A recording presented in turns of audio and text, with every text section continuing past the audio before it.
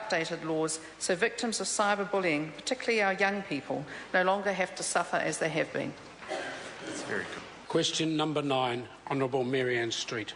Thank you, Mr Speaker. My question is to the Minister for the Environment and asks, how will the second round of proposed changes to the Resource Management Act 1991, as they are currently expressed, maintain the protection of the environment?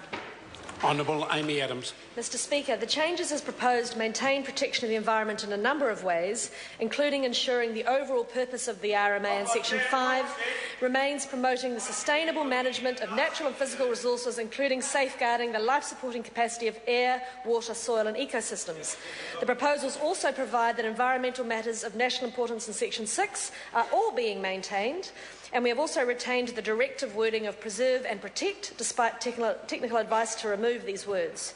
Where the proposals include the removal of second-order matters in Section 7, this is only where it has been demonstrated that they are adequately provided for in other parts of the Act.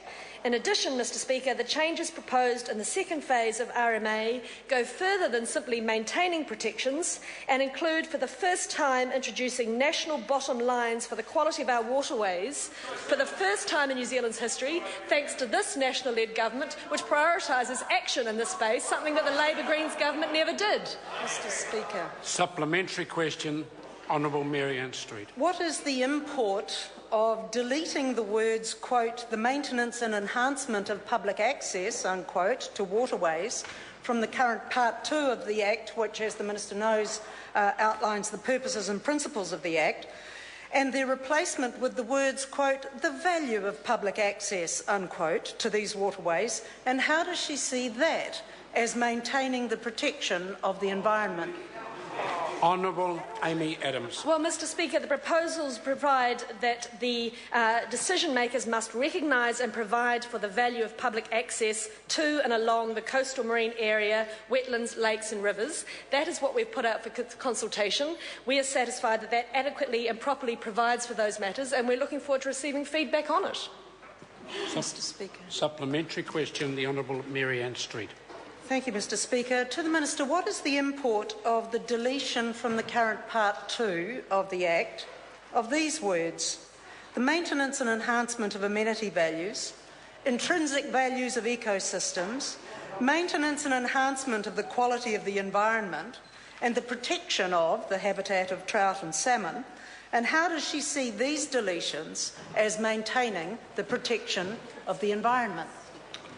Honourable Amy Adams. Mr Speaker, as I mentioned in the answer to the primary, where we are suggesting that matters currently in Section 7, which are second-order considerations in Part 2 of the Act, are removed, it is only on the basis of independent technical expert evidence we have had that outlines that in each case they are adequately and properly provided for in other parts of the Act. In particular, I'll refer that the members' comment around amenity values, and we note that they are already explicit component of the environment as defined, which must be sustainably managed under Section 5. And in respect of the habitat of trout and salmon, I would draw her attention to the fact that the proposal now goes further than simply protecting the habits of trout and salmon, and provides for the protection of aquatic habitats generally, including the protection of trout and salmon. We are improving protection.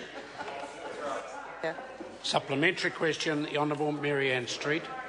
Does the Minister believe that the report of the Independent Parliamentary Commissioner for the Environment, from whom I've been quoting in the last 2 supplementary questions, has any warning bells attaching to it for her?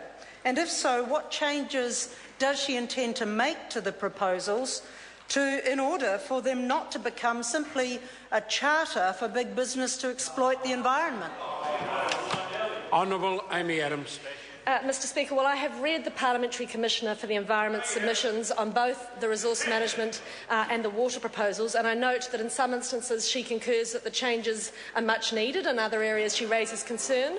But I do note that the Parliamentary Commissioner for the Environment suggests that economic development is not a relevant consideration under the RMA, and Mr Speaker, it is the view of this government that economic development, jobs, cheaper housing are all absolutely valid considerations for our planning planning infrastructure, and it is our view, Mr Speaker, that New Zealanders do want things like the provision of jobs and cheaper housing to be relevant considerations under our planning legislation. Question number 10, Gareth Hughes. Thank you, Mr Speaker. My question is to the Minister of Energy.